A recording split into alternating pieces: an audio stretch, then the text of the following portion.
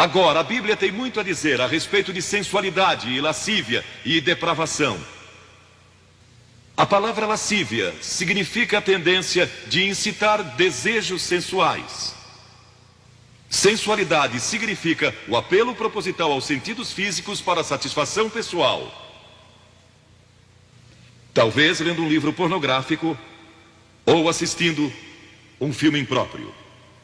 A Bíblia diz que devemos nos abster das paixões carnais, da sensualidade, que fazem guerra contra a alma. Elas estão em guerra contra a sua alma e seu espírito. E a Bíblia diz que devemos nos abster delas, ficar longe delas. E então a Bíblia usa outra palavra, réprobo. Agora, isso se refere a pessoas totalmente depravadas, de consciências mortas ou cauterizadas, não sabem mais corar. Perderam a capacidade de discernir entre o bem e o mal. E em Romanos 1:28 lemos: e por haverem desprezado o conhecimento de Deus, o próprio Deus os entregou a uma disposição mental reprovável para praticarem coisas inconvenientes. Ou seja, Deus desistiu deles dizendo: vão em frente.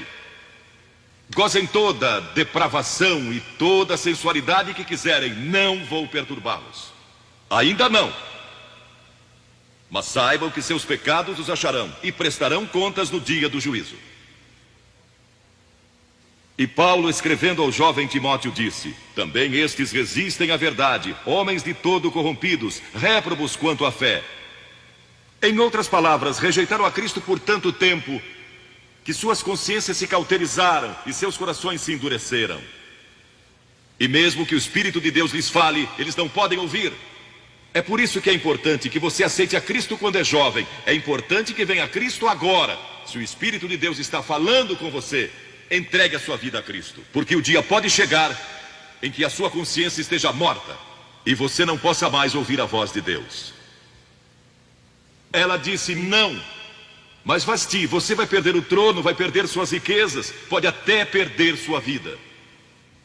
Ela disse: minha resposta é não. Qual é sua resposta hoje àquelas coisas que são erradas? À mentira, à lascívia, à cobiça, ao preconceito racial? Qual vai ser? Você vai disciplinar seu corpo? Vai permanecer firme às convicções que Cristo e a Bíblia ensinam? Ou vai ceder e seguir pelo caminho largo que leva à destruição? Ou vai entrar pela porta estreita e pelo caminho apertado que conduz à vida eterna? Qual vai escolher? Você tem uma escolha hoje. Deus nunca vai forçá-lo a escolher. E então houve um outro jovem, um jovem chamado Daniel. E a Bíblia diz que Daniel resolveu em seu coração que não se contaminaria com as finas iguarias do rei, nem com o vinho que ele bebia. Agora, Daniel era um jovem que tinha um propósito. Ele havia sido capturado em Jerusalém. Quando o exército de Nabucodonosor invadiu a cidade, ele foi capturado e levado através de milhares e milhares de quilômetros à Babilônia. A quase 3.000 quilômetros de sua própria terra, sem aviões nem automóveis. Eram semanas de viagem. Mas ele estava resolvido a servir a Deus. E não devia ter mais de 12 ou 15 anos de idade. E Nabucodonosor, o grande rei, levara cativos de Jerusalém para a Babilônia. E ordenou que aqueles jovens, em quem não havia defeito, de boa aparência, instruídos em toda a sabedoria, fossem ensinados em sua corte, para que ele pudesse usá-los. Ele queria usar aqueles jovens judeus, porque sabia que eles tinham um dom especial. E durante o período de treinamento, mandou que lhes dessem os melhores vinhos e as mais finas iguarias, e todos os confortos disponíveis na corte de Nabucodonosor. Mas Daniel disse: não. Não quero o vinho do rei, e não quero as iguarias do rei. Quero dormir no chão, não numa cama de penas.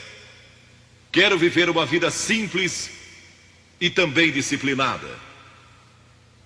Que diferença dos que mal podem esperar pelo dia em que possam sair de casa e se divertir. Mas não Daniel. Daniel estava longe de casa e ninguém saberia se ele fizesse algumas dessas coisas.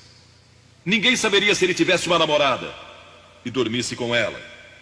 ou se embebedasse com o melhor vinho do rei.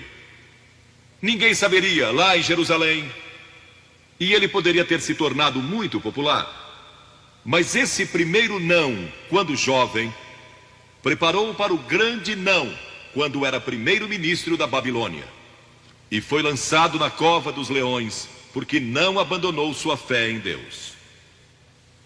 Nós nos contaminamos ao comer demais, ou ao nos embebedarmos, ou ao tomar drogas, ou gastando tempo demais assistindo televisão, ou indo aos cinemas.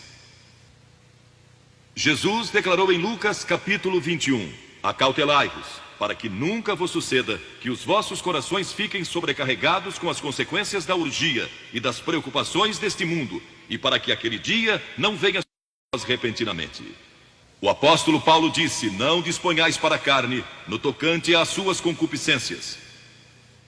E Pedro disse, porque basta o tempo decorrido para terdes executado a vontade dos gentios, tendo andado em dissoluções, concupiscências e em detestáveis idolatrias.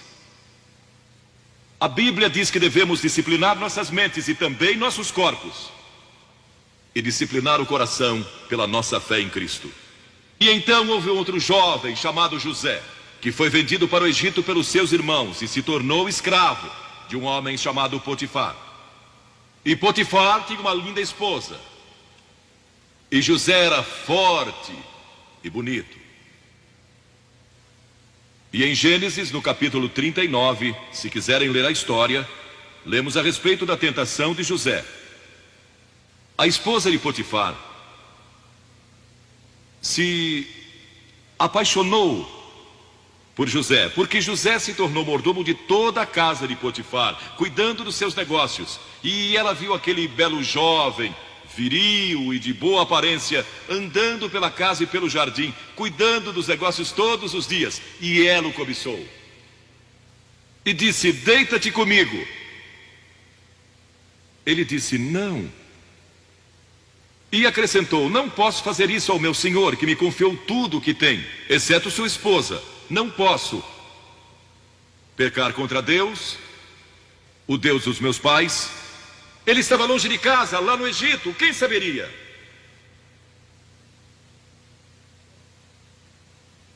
Mas disse não. E quando disse não, na última vez, ela o agarrou e ele fugiu dela, deixando sua capa. E ela começou a gritar, chamando os servos e dizendo, ele tentou me violentar. O que não era verdade. Mas Potifar acreditou e mandou que ele fosse lançado na prisão. E muitos de vocês sabem a história, que ele foi para a prisão. E através de uma série de circunstâncias, ele depois se tornou primeiro-ministro de todo o Egito.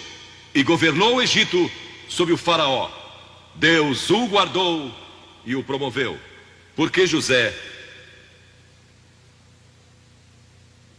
teve a coragem de dizer não quando foi tentado. Agora, sexo não é pecado.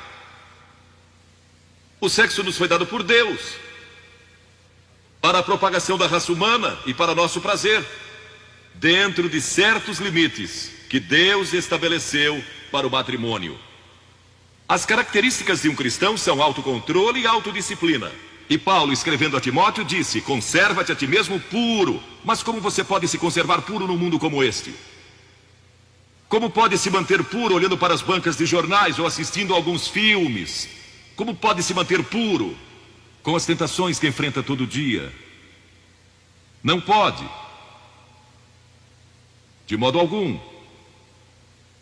Exceto se Cristo está em seu coração, Ele lhe dará força e o poder, porque nenhuma tentação lhe sobrevirá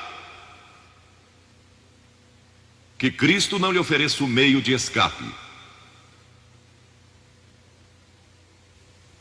Entregue sua vida a Cristo hoje, deixe que Ele controle a sua vida, deixe Ele ser Senhor de sua vida, deixe que Ele controle essa área de sua vida, sua mente, seu corpo e sua vida sexual.